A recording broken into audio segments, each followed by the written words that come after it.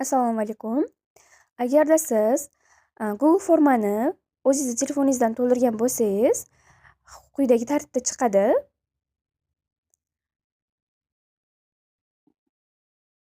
Shunaqa chiqadi. Endi bundan to'ldira olmaysiz. Endi boshqa telefondan to'ldirishimiz kerak bo'ladi. Mana, boshqa telefondan kirdik. Endi to'ldirib chiqamiz.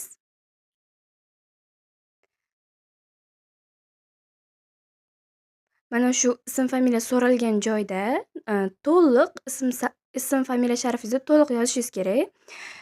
O'shani eslab qolishingiz kerak, nima deb to'liq yozganingizda. Chunki botga xuddi shu narsani yozasiz.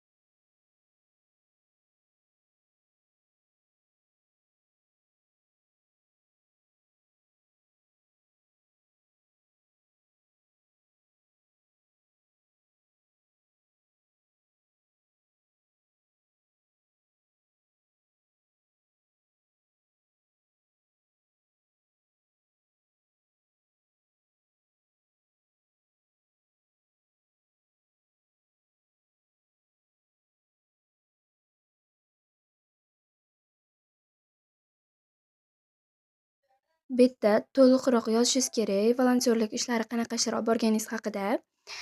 Agar tajribangiz bor bo'lsa, men qisqaroq yozdim.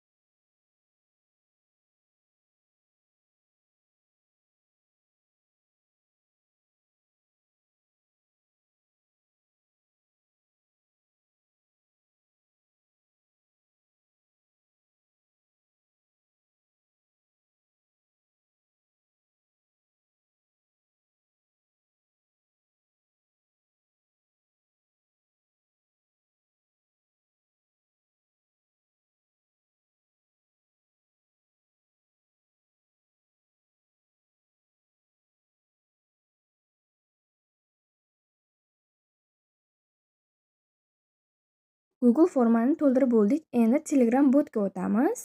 Mana botga o'tdik. Botda bizdan formada yozgan ism-familiyamiz so'raladi. Xuddi shunaqa qilib yozishimiz kerak. Agar boshqacha yozadigan bo'lsak, bizga guvohnomamizni chiqarib bermaydi. Mana men xuddi shunaqa qilib yozganman. Xo'p, endi bizdan rasm so'raydi.